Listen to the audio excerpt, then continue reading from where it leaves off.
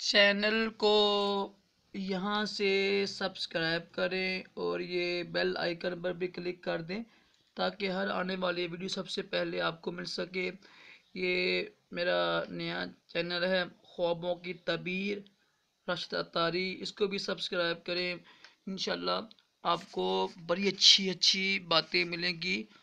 خوابوں کی تعبیریں میں انشاءاللہ پیش کروں گا۔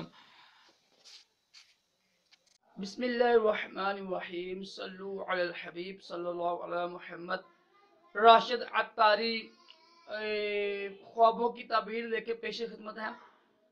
الحمدللہ ہمارا بہت ہی پیارا سلسلہ جا رہا ہے کہ اللہ تعالیٰ کو خواب میں دیکھنا کیسا ہے، مطلب کہ خوبصورت نورانی شکل میں دیکھنا کیسا ہے، راز کی بات کرنا کیسا ہے، کافی مختلف اقسام ہے اس کی۔ تو آج ہم بات کریں گے کہ جس شخص نے اللہ تعالیٰ کو ایسی شکل میں دیکھا کہ جو پہلے کسی نے نہ دیکھی ہو، ایسی شکل میں ہوتا ہے نا، چگون لفظ ہے کہ بے چگون، مثلا ایسی شکل ہو جو بے مثال ہو، جس کی کوئی مثال نہ ملتی ہو۔ تو اس کی تعبیر یہ ہوتی ہے کہ وہ شخص، ایک تو یہ دلیل ہے، یہ تعبیر ہے کہ یہ نہ کرم کی تعبیر ہے، اس کے اوپر کرم ہوگا۔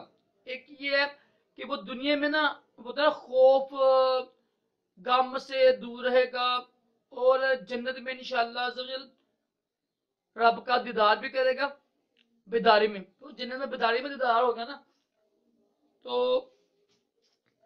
اور دنیا میں انشاءاللہ وہ امن میں رہے گا، ڈر سے خوف سے بچ جائے گا۔ امید ہے کہ آپ کو الحمدللہ یہ بہت اچھی بھی لگی ہوگی۔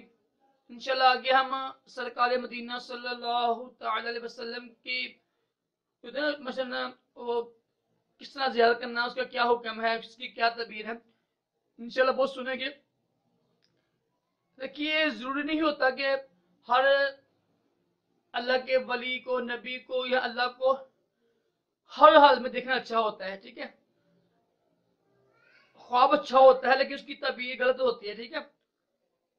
اسی طرح خانہ کعبہ کو دیکھنا ہر حالت میں اچھا نہیں ہوتا، اس کی کئی ایسی ہوتی ہیں کہ جسے نقصان ہوتا ہے اور مصیبت آتی ہے۔ اس طرح مسجد نبوی کو دیکھنا، اور یہ تفصیل خواب کی بتانا ہر کسی کے بس میں نہیں ہوتا۔ اس کے لیے علم وسیع علم ہو اور پھر علم کلام ہو، علم قرآن پاک کا علم بھی اس کے پاس ہو، حدیث کا علم بھی ہو۔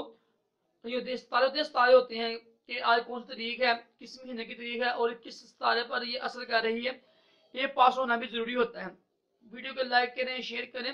انشاءاللہ میں ایسے ہی پیاری پیاری ویڈیو لے کر آتا رہوں گا۔ اللہ حافظ۔